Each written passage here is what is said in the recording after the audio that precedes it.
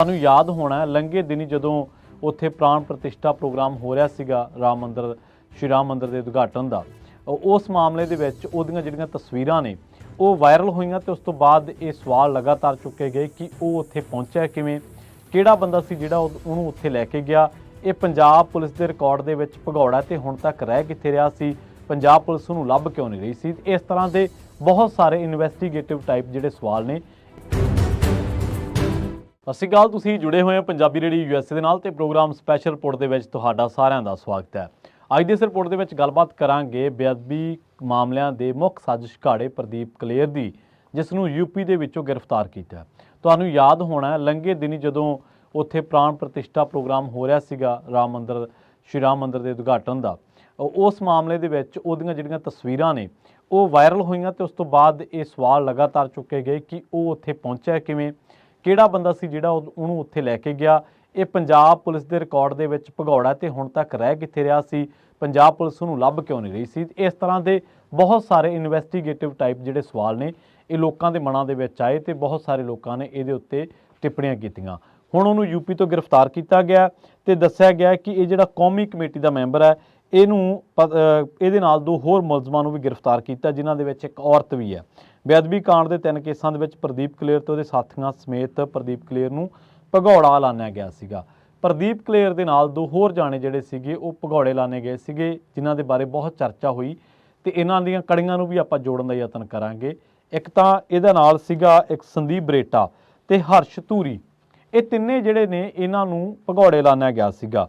ਇੱਕ ਤਾਂ ਸਭ ਤੋਂ ਪਹਿਲਾਂ ਇਹ ਜਾਣਦੇ ਹਾਂ ਕਿ ਪੂਰਾ ਬੇਅਦਬੀ ਮਾਮਲਾ ਕੀ ਹੈ ਤੇ ਕਿਹੜੇ ਪਿੰਡ ਤੋਂ ਸ਼ੁਰੂ ਹੋਇਆ ਸੀ, ਕਿੱਥੇ ਕਿਹੜੇ ਪਿੰਡ ਦੇ ਵਿੱਚ ਬੇਅਦਬੀ ਹੋਈ ਸੀ, ਬੇਅਦਬੀ ਦੀ ਸਾਜ਼ਿਸ਼ ਦਾ ਪਤਾ ਕਿਵੇਂ ਲੱਗਿਆ, ਕਿਹੜੀ SIT ਸੀ ਜਿਹਨੇ ਕਲੇਰ ਤੇ ਉਹਦੇ ਸਾਥੀਆਂ ਨੂੰ ਨਾਮਜ਼ਦ ਕੀਤਾ ਸੀਗਾ, ਕੌਣ ਹੈ ਸੰਦੀਪ ਬਰੇਟਾ ਤੇ ਬੰਗਲੌਰ ਹਵਾਈ ਅੱਡੇ ਤੇ ਜਿਹੜੀ ਉਹਦੀ ਗ੍ਰਿਫਤਾਰੀ ਦੀ ਕਹਾਣੀ ਸੀ ਉਹਦੇ ਵਿੱਚ ਨਾਟਕੀ ਢੰਗ ਦੇ ਨਾਲ ਮੋੜ ਕਿਵੇਂ ਆ ਗਿਆ ਸੀ, ਡੇਰੇਦਾਰ ਤੋਂ ਇਸ ਮਾਮਲੇ ਦੇ ਵਿੱਚ ਪੁੱਛਗਿੱਛ ਕਿਉਂ ਨਹੀਂ ਹੋ ਸਕੀ, ਤੇ ਮੱਲ ਕੇ ਗੁਰੂਸਰ ਭਗਤਾ ਤੇ ਬਰਗਾੜੀ ਇਹ ਬੇਅਦਬੀ ਕੇਸ ਕੀ ਹੈ ਤੇ ਇਹਨਾਂ ਕੜੀਆਂ ਦੇ ਵਿੱਚ ਬਲਜੀਤ ਸਿੰਘ ਦਾਦੂਵਾਲ ਦੇ ਨਾਲ ਇਹ ਕੜੀਆਂ ਕਿਵੇਂ ਜਾ ਜੁੜਦੀਆਂ ਨੇ ਜਾਂ ਇਹ ਕਿਵੇਂ ਲਿੰਕਡ ਨੇ ਉਹਦੇ ਕਤਲ ਦੀ ਪਲੈਨਿੰਗ ਦੇ ਨਾਲ, ਤੇ ਇਸ ਤੋਂ ਬਾਅਦ ਡੇਰੇਦਾਰ ਕਿੱਥੇ ਆ ਕੇ ਸਾਜ਼ਿਸ਼ ਦੇ ਵਿੱਚ ਨਾਮਜ਼ਦ ਹੁੰਦਾ ਤੇ ਕਿਵੇਂ ਮਹਿੰਦਰਪਾਲ ਬਿੱਟੂ ਦਾ ਇਸ ਮਾਮਲੇ ਦੇ ਵਿੱਚ ਕਤਲ ਕੀਤਾ ਗਿਆ।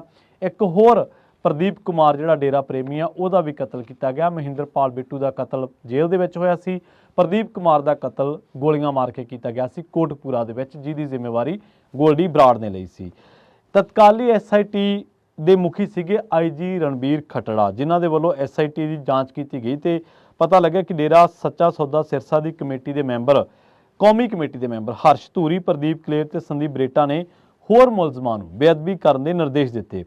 ਸੰਦੀਪ, ਪ੍ਰਦੀਪ ਤੇ ਹਰਸ਼ ਇਹ ਫਰੀਦਕੋਟ ਦੇ ਕਸਬੇ ਬਰਗਾੜੀ, ਮੋਗਾ ਦੇ ਪਿੰਡ ਮਲਕੇ, ਬਠਿੰਡਾ ਦੇ ਕਸਬੇ ਗੁਰੂਸਰ ਭਗਤਾ ਦੇ ਵਿੱਚ 2015 ਦੇ ਵਿੱਚ ਹੋਈਆਂ ਸ਼੍ਰੀ ਗੁਰੂ ਗ੍ਰੰਥ ਸਾਹਿਬ ਜੀ ਦੀਆਂ ਬੇਅਦਬੀ ਦੀਆਂ ਘਟਨਾਵਾਂ ਦੇ ਵਿੱਚ ਕਥਿਤ ਤੌਰ ਤੇ ਸ਼ਾਮਲ ਯੋਜਨਾਕਾਰਾਂ ਤੇ ਅੰਜਾਮ ਦੇਣ ਵਾਲਿਆਂ ਦੇ ਵਿੱਚੋਂ ਮੁੱਖ ਕੜੀ ਸਨ। ਜਾਂਚ ਦੇ ਵਿੱਚ IG ਰਣਬੀਰ ਸਿੰਘ ਖੱਟੜਾ ਨੇ ਦੱਸਿਆ ਕਿ ਖੱਟੜਾ ਨੇ ਕਿ ਸਿੱਖ ਜਥੇਬੰਦੀਆਂ ਤੇ ਪ੍ਰਚਾਰਕ ਡੇਰੇ ਦੀ ਨਾਮ ਚਰਚਾ ਤੇ ਡੇਰਾ ਮੁਖੀ ਦੀ ਫਿਲਮ ਦਾ ਵਿਰੋਧ ਕਰ ਰਹੇ ਸੀਗੇ। ਇਹਦਾ ਬਦਲਾ ਲੈਣ ਵਾਸਤੇ ਹਰਸ਼ ਧੂਰੀ ਤੇ ਪ੍ਰਦੀਪ ਕਲੇਰ ਤੇ ਸੰਦੀਪ ਬਰੇਟਾ ਨੇ ਬਰਗਾੜੀ ਬੇਅਦਬੀ ਦੇ ਮੁੱਖ ਮੁਲਜ਼ਮ ਮਹਿੰਦਰਪਾਲ ਬਿੱਟੂ ਦੇ ਨਾਲ ਡੇਰੇ ਦੇ ਵਿਰੋਧ ਦੇ ਵਿੱਚ ਪ੍ਰਦਰਸ਼ਨ ਕਰ ਰਹੇ ਬਲਜੀਤ ਸਿੰਘ ਦਾਦੂਵਾਲ ਤੇ ਹਮਲਾ ਕਰਨ ਦੀ ਯੋਜਨਾ ਬਾਰੇ ਚਰਚਾ ਕੀਤੀ ਸੀ। ਬਾਅਦ ਦੇ ਵਿੱਚ ਪਤਾ ਲੱਗਿਆ ਕਿ ਇਹ ਜਿਹੜੀ ਯੋਜਨਾ ਇਹ ਟਾਲ ਦਿੱਤੀ ਗਈ ਸੀ। ਜਦੋਂ ਬਲਜੀਤ ਸਿੰਘ ਦਾਦੂਵਾਲ ਤੇ ਹਮਲਾ ਕਰਨ ਬਾਰੇ ਜੋ ਚਰਚਾ ਕੀਤੀ ਗਈ ਤਾਂ ਕੁਝ ਮੈਂਬਰਾਂ ਨੇ ਇਤਰਾਜ਼ ਪ੍ਰਗਟਾਇਆ ਕਿ ਇਹ ਸਹੀ ਨਹੀਂ ਹੈ, ਇਹ ਸਕੀਮ ਐਕਸਪੋਜ਼ ਹੋ ਸਕਦੀ ਹੈ ਜਾਂ ਇਸ ਸਕੀਮ ਨੂੰ ਸਿਰੇ ਚਾੜਨਾ ਬਹੁਤ ਔਖਾ ਹੈ ਤੇ ਇਹਨੂੰ ਟਾਲ ਦਿੱਤਾ ਜਾਵੇ। ਉਸ ਤੋਂ ਬਾਅਦ ਸਿੱਖ ਪ੍ਰਚਾਰਕਾਂ ਨੂੰ ਸਬਕ ਸਿਖਾਉਣ ਦੇ ਲਈ ਜਿਹੜੀ IG ਰਣਬੀਰ ਸਿੰਘ ਖੱਟੜਾ ਦੀ ਟੀਮ ਦੀ ਜਿਹੜੀ ਜਾਂਚ ਆ ਉਹ ਗੱਲ ਦਾਅਵਾ ਕਰਦੀ ਹੈ ਕਿ ਸਿੱਖ ਪ੍ਰਚਾਰਕਾਂ ਨੂੰ ਸਬਕ ਸਿਖਾਉਣ ਦੇ ਲਈ ਗੁਰੂ ਗ੍ਰੰਥ ਸਾਹਿਬ ਜੀ ਦੀ ਬੇਅਦਬੀ ਦੀ ਯੋਜਨਾ ਬਣਾਏਗੀ, ਉਹਦੀ ਤਰਕੀਬ ਬਣਾਏਗੀ। ਇਸ ਤੋਂ ਬਾਅਦ ਹੋਇਆ ਕਿ ਜਾਂਚ ਅੱਗੇ ਕਿਵੇਂ ਤੁਰਦੀ ਹੈ। ਜਾਂਚ ਅੱਗੇ ਤੁਰਦੀ ਹੈ ਕਿ ਜਿਹੜਾ ਮਹਿੰਦਰਪਾਲ ਬਿੱਟੂ ਹੈ ਉਰਫ ਬਿੱਟੂ ਨੇ ਸੁਖਜਿੰਦਰ ਉਰਫ ਸਨੀ ਤੇ ਰਣਦੀਪ ਉਰਫ ਨੀਲਾ ਰਾਹੀਂ ਗੁਰੂ ਗ੍ਰੰਥ ਸਾਹਿਬ ਜੀ ਦੀ ਬੀੜ ਚੋਰੀ ਕਰਨ ਦੀ ਸਕੀਮ ਬਣਾਈ। ਬਿੱਟੂ ਨੇ ਡੇਰਾ ਸਿਰਸਾ ਸਥਿਤ ਡੇਰਾ ਸੱਚਾ ਸੌਦਾ ਹੈੱਡਕੁਆਟਰ ਦੇ ਵਿੱਚ ਧੂਰੀ, ਬਰੇਟਾ ਤੇ ਕਲੇਰ ਦੇ ਨਾਲ ਯੋਜਨਾ ਬਾਰੇ ਚਰਚਾ ਕੀਤੀ। ਹਰਸ਼ ਧੂਰੀ, ਜਿਹੜਾ ਸੰਦੀਪ ਬਰੇਟਾ ਤੇ ਇਹ ਪ੍ਰਦੀਪ ਕਲੇਰ। ਉਸ ਤੋਂ ਬਾਅਦ ਮਹਿੰਦਰਪਾਲ ਬਿੱਟੂ ਨੇ ਬੇਅਦਬੀ ਨੂੰ ਕਥਿਤ ਤੌਰ ਤੇ ਬਰਗਾੜੀ ਵਿਖੇ ਆਪਣੇ ਸਾਥੀਆਂ ਦੇ ਨਾਲ ਮਿਲ ਕੇ ਅੰਜਾਮ ਦਿੱਤਾ। SIT ਨੇ ਜਿਹੜੀ ਜਾਂਚ ਕੀਤੀ ਹੈ ਉਹਦੇ ਮੁਤਾਬਕ ਗੁਰੂਸਰ ਭਗਤਾ ਕੇਸ ਦੇ ਵਿੱਚ ਹਰਸ਼ ਧੂਰੀ, ਸੰਦੀਪ ਬਰੇਟਾ ਤੇ ਪ੍ਰਦੀਪ ਕਲੇਰ ਨੇ ਕਥਿਤ ਤੌਰ ਤੇ ਗੁਰੂ ਗ੍ਰੰਥ ਸਾਹਿਬ ਜੀ ਦੇ ਪੱਤਰੇ ਅੰਗ ਉਹਨਾਂ ਦੀ ਬੇਅਦਬੀ ਲਈ ਡੇਰਾ ਸਿਰਸਾ ਦੀ 45 ਮੈਂਬਰੀ ਸੂਬਾ ਕਮੇਟੀ ਦੇ ਮੈਂਬਰ ਜਤਿੰਦਰਬੀਰ ਸਿੰਘ ਅਰੋੜਾ ਨੂੰ ਸੌਂਪੇ। ਅਰੋੜਾ ਨੇ ਕਥਿਤ ਤੌਰ ਤੇ ਬਠਿੰਡਾ ਜ਼ਿਲ੍ਹੇ ਦੇ ਪਿੰਡ ਭਗਤਾ ਭਾਈਕੇ ਦੇ ਰਹਿਣ ਵਾਲੇ ਸੁਖਮਿੰਦਰ ਸਿੰਘ, ਕੁਲਦੀਪ ਸਿੰਘ ਤੇ ਦਲਜੀਤ ਸਿੰਘ ਦੀ ਮਦਦ ਦੇ ਨਾਲ ਇਸ ਘਟਨਾ ਨੂੰ ਅੰਜਾਮ ਦਿੱਤਾ। ਜਾਂਚ ਦੇ ਵਿੱਚ ਦੱਸਿਆ ਗਿਆ ਹੈ ਕਿ ਹਰਸ਼ ਧੂਰੀ, ਸੰਦੀਪ ਬਰੇਟਾ ਤੇ ਪ੍ਰਦੀਪ ਕਲੇਰ ਨੇ ਪਿੰਡ ਮਲਕੇ ਵਿਖੇ ਗੁਰੂ ਗ੍ਰੰਥ ਸਾਹਿਬ ਦੀ ਬੇਅਦਬੀ ਦੀ ਸਾਜ਼ਿਸ਼ ਰਚੀ ਸੀ। ਇਸ ਸਾਰੇ ਘਟਨਾਕ੍ਰਮ ਦੇ ਵਿੱਚ ਡੇਰੇ ਨੇ ਇਹ ਗੱਲ ਕਹੀ ਹੈ ਕਿ ਆਗੂ ਉਹਨਾਂ ਦਾ ਹਰਚਰਨ ਸਿੰਘ ਸੀਗਾ। ਉਹਨਾਂ ਨੇ ਕਿਹਾ ਕਿ ਸੰਦੀਪ ਦੀ ਗ੍ਰਿਫਤਾਰੀ ਬਾਰੇ ਉਹ ਕੁਝ ਕਹਿਣਾ ਨਹੀਂ ਚਾਹੁੰਦੇ। ਜਦੋਂ ਇੱਥੇ ਪੰਜਾਬ ਲਿਆਂਦਾ ਜਾਊਗਾ ਤੇ ਉਸ ਮਾਮਲੇ ਦੇ ਵਿੱਚ ਉਹਦੇ ਬਾਰੇ ਕੁਝ ਕਿਹਾ ਜਾ ਸਕਦਾ ਹੈ।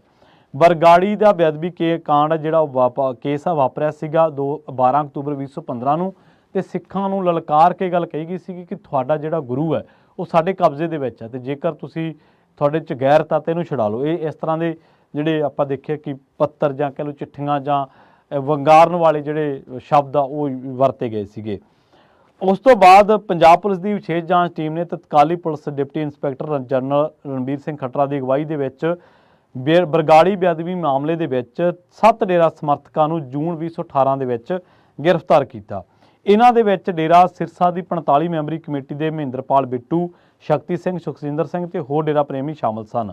ਬਿੱਟੂ ਨੂੰ ਬਾਅਦ ਦੇ ਵਿੱਚ ਨਾਭਾ ਜੇਲ੍ਹ ਦੇ ਵਿੱਚ ਮਾਰ ਦਿੱਤਾ ਗਿਆ, ਜਦਕਿ ਇੱਕ ਹੋਰ ਮੁਲਜ਼ਮ ਪ੍ਰਦੀਪ ਸਿੰਘ ਦਾ ਪਿਛਲੇ ਸਾਲ ਕੋਟਪੂਰਾ ਦੇ ਵਿੱਚ ਕਤਲ ਕਰ ਦਿੱਤਾ ਗਿਆ।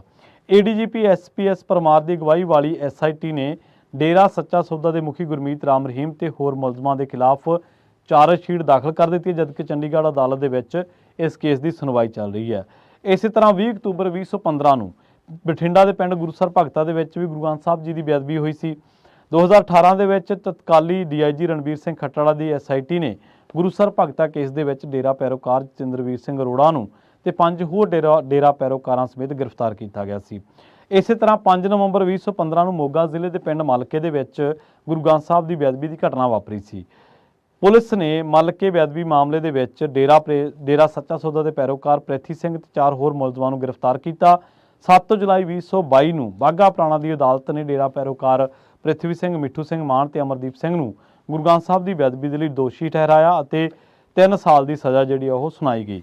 ਸੋ ਇਹ ਸਾਰਾ ਕੁਝ ਵਾਪਰਿਆ ਹੁਣ ਤੱਕ।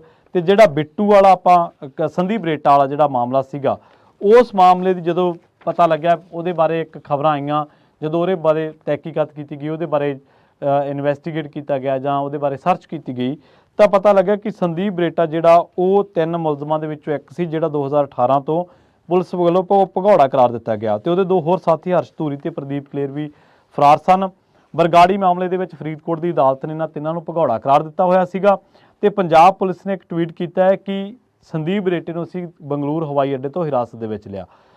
ਇੱਕ ਸੀਨੀਅਰ ਪੁਲਿਸ ਅਧਿਕਾਰੀ ਨੇ ਇਹ ਗੱਲ ਦੱਸੀ ਸੀ ਕਿ ਸੰਦੀਪ ਪੰਜਾਬ ਦੇ ਮਾਨਸਾ ਜ਼ਿਲ੍ਹੇ ਦੇ ਬਰੇਟਾ ਕਸਬੇ ਨਾਲ ਸੰਬੰਧਿਤ ਹੈ ਤੇ ਉਹਦਾ ਪਰਿਵਾਰ ਡੇਰਾ ਸੱਚਾ ਸੌਦਾ ਦਾ ਪੈਰੋਕਾਰ ਹੈ। ਬਾਅਦ ਦੇ ਵਿੱਚ ਉਹ ਡੇਰੇ ਦਾ ਸੀਨੀਅਰ ਆਗੂ ਬਣ ਗਿਆ ਤੇ ਡੇਰੇ ਦੇ ਮਾਮਲੇ ਦੇ ਵਿੱਚ ਉਹਦੀ ਪੂਰੀ ਪੁੱਛ ਪੜਤਾਲ ਸੀਗੀ। ਗ੍ਰਿਫਤਾਰੀ ਮਾਮਲੇ ਦੇ ਵਿੱਚ ਪੁਲਿਸ ਉਦੋਂ ਬੈਕਫੁੱਟ ਤੇ ਆ ਗਈ ਜਦੋਂ ਪਤਾ ਲੱਗਿਆ ਕਿ ਬੰਗਲੌਰ ਹਵਾਈ ਅੱਡੇ ਤੇ ਹਿਰਾਸਤ ਦੇ ਵਿੱਚ ਲਿਆ ਗਿਆ ਸੰਦੀਪ ਬਰੇਟਾ ਵਿਅਕਤੀ ਸੰਦੀਪ ਬਰੇਟਾ ਨਹੀਂ ਹੈ, ਜਿਸ ਦੇ ਕਾਰਨ ਹਿਰਾਸਤ ਦੇ ਵਿੱਚ ਲੈਣ ਪੁੱਜੀ ਫਰੀਦਕੋਟ ਪੁਲਿਸ ਦੀ ਟੀਮ ਨੂੰ ਖਾਲੀ ਹੱਥ ਵਾਪਸ ਪਰਤਣਾ ਪਿਆ।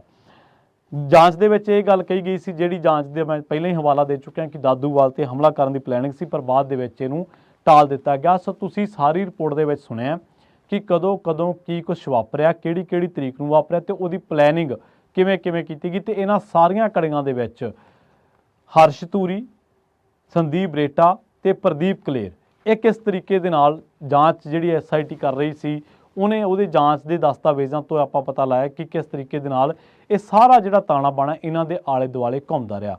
ਪਰ ਬਾਵਜੂਦ ਇਸ ਦੇ ਸਵਾਲ ਇਹ ਨੇ ਕਿ ਡੇਰਾ ਜਿਹੜਾ ਮੁਖੀ ਹੈ ਉਹਦੇ ਇਸ ਮਾਮਲੇ ਦੇ ਵਿੱਚ ਪੁੱਛ ਪੜਤਾਲ ਕਿਉਂ ਨਹੀਂ ਹੋਈ, ਜੇ ਹੋਈ ਹੈ ਤਾਂ ਉਹ ਇਸ ਵੇਲੇ ਖੜੀ ਕਿੱਥੇ ਹੈ ਜਾਂ ਉਹਨੂੰ ਕਿਹੜੇ ਮਾਮਲਿਆਂ ਦੇ ਵਿੱਚ ਨਾਮਜ਼ਦ ਦਾ ਚਾਰਜਸ਼ੀਟ ਦੇ ਵਿੱਚ ਉਹਦਾ ਕੀ ਰੋਲ ਦੱਸਿਆ ਗਿਆ। ਜਿਹੜੀ ਦੂਜੀ ਅਹਿਮ ਗੱਲ ਹੈ ਉਹ ਇਹ ਹੈ ਕਿ ਇਸ ਤੋਂ ਪਹਿਲਾਂ ਮੌੜ ਜਿਹੜਾ ਬੰਬ ਬਲਾਸਟ ਹੋਇਆ ਸੀਗਾ, ਉਸ ਮਾਮਲੇ ਦੇ ਵਿੱਚ ਵੀ ਇੱਕ ਕਾਰ ਜਿਹੜੀ ਉਹ ਦੱਸੀ ਗਈ ਕਿ ਡੇਰੇ ਤੋਂ ਪੇਂਟ ਹੋਈ ਹੈ, ਪਰ ਬਾਅਦ ਦੇ ਵਿੱਚ ਉਸ ਕਾਰ ਨੂੰ ਪੇਂਟ ਕਰਨ ਵਾਲੇ ਤੇ ਉਸ ਮਾਮਲੇ ਦੇ ਵਿੱਚ ਨਾਮਜ਼ਦ ਬੰਦਿਆਂ ਬਾਰੇ ਕੱਖ ਨਹੀਂ ਪਤਾ ਲੱਗਿਆ। ਇਹਨਾਂ ਬਾਰੇ ਵੀ ਕੁਝ ਨਹੀਂ ਸੀ ਪਤਾ। ਉਹ ਤਾਂ ਪ੍ਰਾਣ ਪ੍ਰਤਿਸ਼ਠਾ ਪ੍ਰੋਗਰਾਮ ਦੇ ਵਿੱਚ ਜਿਹੜੀਆਂ ਤਸਵੀਰਾਂ ਵਾਇਰਲ ਹੋਈਆਂ ਉਹਨਾਂ ਦੇ ਵਿੱਚ ਪਤਾ ਲੱਗਾ ਕਿ ਇਹ ਪ੍ਰਦੀਪ ਕਲੇਰ ਹੈ। ਪ੍ਰਦੀਪ ਕਲੇਰ ਨੂੰ ਕਿੱਥੇ ਹੁਣ ਤੱਕ ਲੁਕਾਈ ਰੱਖਿਆ, ਪੁਲਿਸ ਉਹਦੇ ਤੱਕ ਕਿਉਂ ਨਹੀਂ ਪਹੁੰਚੀ, ਇਹ ਵੱਖਰੇ ਸਵਾਲ ਨੇ।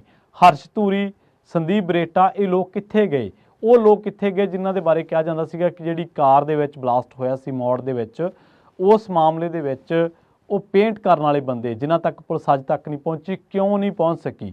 ਪੁਲਿਸ ਉਹਨਾਂ ਦੀ ਉਸ ਜਾਂਚ ਤੋਂ ਦੂਰ ਕਿਉਂ ਹੈ, ਜਾਂ ਉਹਨਾਂ ਨੂੰ ਫੜਿਆ ਕਿਉਂ ਨਹੀਂ ਜਾ ਸਕਿਆ? ਇਹ ਕਮਾਲ ਦੀ ਗੱਲ ਹੈ ਕਿ ਜਿਹੜੇ ਬੰਦੇ ਪੁਲਿਸ ਤੋਂ ਨਹੀਂ ਫੜੇ ਗਏ ਉਹ ਇਹੋ ਜਿਹੇ ਧਾਰਮਿਕ ਸਮਾਗਮਾਂ ਦੇ ਵਿੱਚ ਪਹੁੰਚ ਰਹੇ ਨੇ, ਸ਼ਿਰਕਤ ਕਰ ਰਹੇ ਨੇ। ਸ਼ਿਰਕਤ ਨਹੀਂ ਕਰ ਰਹੇ ਬਲਕਿ ਉੱਥੋਂ ਦੇ ਮੋਹਰੀ ਆਗੂਆਂ ਦੇ ਨਾਲ ਵਿਚਰ ਰਹੇ ਨੇ। ਸੋ ਇਹ ਕਿਸ ਦੀ ਸ਼ਹਿ 'ਤੇ ਹੋਇਆ? ਕਦੋਂ ਇਹ ਸਾਰੇ ਲੋਕ ਫੜੇ ਜਾਣਗੇ? ਹੁਣ ਪੰਜਾਬ ਪੁਲਿਸ ਨੇ ਉਹਨੂੰ ਗ੍ਰਿਫਤਾਰ ਕਰ ਲਿਆ, ਤੇ ਕਿਵੇਂ ਇਹਨਾਂ ਮਾਮਲਿਆਂ ਦੀ ਜਾਂਚ ਅੱਗੇ ਤੁਰੂਗੀ? ਇਹਨਾਂ ਸਾਰੇ ਸਵਾਲਾਂ ਦੇ ਜਵਾਬ ਭਵਿੱਖ ਦੇ ਗਰਭ ਦੇ ਵਿੱਚ ਨੇ। ਬਹੁਤ ਬਹੁਤ ਧੰਨਵਾਦ। ਜਾਣ ਤੋਂ ਪਹਿਲਾਂ ਇੱਕ ਵਾਰ ਮੁੜ ਤੋਂ ਆਪਾਂ ਤੁਹਾਨੂੰ ਇਹ ਜਿਹੜਾ ਸਾਰਾ ਜੋ ਹੁਣ ਤੱਕ ਵਾਪਰਿਆ ਸੀ ਉਹਦੇ ਮੁਤਾਬਕ ਦੱਸਦੇ ਚੱਲੀਏ। ਆਪਾਂ 5 ਨਵੰਬਰ 2015 ਨੂੰ ਮੋਗਾ ਦੇ ਵਿੱਚ ਜੋ ਮਲਕੇ ਦੇ ਵਿੱਚ ਬੇਅਦਬੀ ਹੋਈ ਸੀ ਉਸ ਮਾਮਲੇ ਦੀ ਆਪਾਂ ਗੱਲ ਕਰ ਚੁੱਕੇ ਹਾਂ। ਇਸ ਤੋਂ ਬਾਅਦ ਕੀ ਹੋਇਆ? 30 ਜੂਨ 2016 ਨੂੰ ਪੰਜਾਬ ਸਰਕਾਰ ਵੱਲੋਂ ਕਾਇਮ ਕੀਤੇ ਗਏ ਜ਼ੋਰਾ ਸਿੰਘ ਕਮਿਸ਼ਨ ਨੇ ਆਪਣੀ ਰਿਪੋਰਟ ਸਰਕਾਰ ਨੂੰ ਦਿੱਤੀ। 14 ਅਪ੍ਰੈਲ 2017 ਨੂੰ ਕੈਪਟਨ ਅਮਰਿੰਦਰ ਸਿੰਘ ਦੀ ਸਰਕਾਰ ਨੇ ਸੇਵਾ ਮੁਕਤ ਜਸਟਿਸ ਰਣਜੀਤ ਸਿੰਘ ਦੀ ਅਗਵਾਈ ਦੇ ਵਿੱਚ ਜਾਂਚ ਕਮਿਸ਼ਨ ਬਿਠਾਇਆ। 30 ਜੂਨ 2017 ਨੂੰ ਜਸਟਿਸ ਰਣਜੀਤ ਸਿੰਘ ਕਮਿਸ਼ਨ ਨੇ ਆਪਣੀ ਰਿਪੋਰਟ ਦਿੱਤੀ। 28 ਅਗਸਤ 2018 ਨੂੰ ਜਸਟਿਸ ਰਣਜੀਤ ਸਿੰਘ ਕਮਿਸ਼ਨ ਦੀ ਰਿਪੋਰਟ ਪੰਜਾਬ ਵਿਧਾਨ ਸਭਾ ਦੇ ਵਿੱਚ ਰੱਖੀ ਗਈ। 10 ਸਤੰਬਰ 2018 ਕੋਟਪੂਰਾ ਤੇ ਬਹਿਬਲ ਕਲਾਂ ਦੇ ਵਿੱਚ ਪੁਲਿਸ ਦੀ ਕਾਰਵਾਈ ਦੀ ਜਾਂਚ ਲਈ ADGP ਪ੍ਰਬੋਧ ਕੁਮਾਰ ਦੀ ਅਗਵਾਈ ਦੇ ਵਿੱਚ SIT ਕਾਇਮ ਕੀਤੀ ਗਈ। 9 ਦਸੰਬਰ 2018 ਸਰਬੱਤ ਖਾਲਸਾ ਵੱਲੋਂ ਥਾਪੇ ਗਏ ਅਕਾਲ ਤਖ਼ਤ ਸਾਹਿਬ ਦੇ ਜਥੇਦਾਰ, ਕਾਰਜਕਾਰੀ ਜਥੇਦਾਰ ਕਹਿ ਲਓ, ਗਿਆਨੀ ਧਿਆਨ ਸਿੰਘ ਮੰਡ ਨੇ ਕਿਹਾ ਕਿ ਬਰਗਾੜੀ ਦਾ ਇਹ ਮੋਰਚਾ ਖਤਮ ਹੋ ਗਿਆ। ਬਰਗਾੜੀ ਦਾ ਇਹ ਮੋਰਚਾ ਬਿਨਾਂ ਕਿਸੇ ਮੁਕਾਮ ਤੇ ਪਹੁੰਚ ਕੇ ਖਤਮ ਕਿਵੇਂ ਹੋ ਗਿਆ? ਜਾਂ ਉਹਦੀਆਂ ਪ੍ਰਾਪਤੀਆਂ ਤਾਂ ਬਹੁਤ ਵੱਡੀਆਂ ਸੀ, ਉਹਨੇ ਸਰਕਾਰਾਂ ਹਲਾਤੀਆਂ ਸੀ, ਪਰ ਉਹ ਇਸ ਤਰੀਕੇ ਦੇ ਨਾਲ ਖਤਮ ਕਿਉਂ ਕੀਤਾ ਗਿਆ? ਇਹਨਾਂ ਸਵਾਲਾਂ ਦੇ ਜਵਾਬ ਅੱਜ ਤੱਕ ਸੰਗਤ ਨੂੰ ਨਹੀਂ ਮਿਲੇ ਜਾਂ ਨਹੀਂ ਦਿੱਤੇ ਗਏ। ਬਹੁਤ ਬਹੁਤ ਧੰਨਵਾਦ। ਜਲਦ ਮਿਲਾਂਗੇ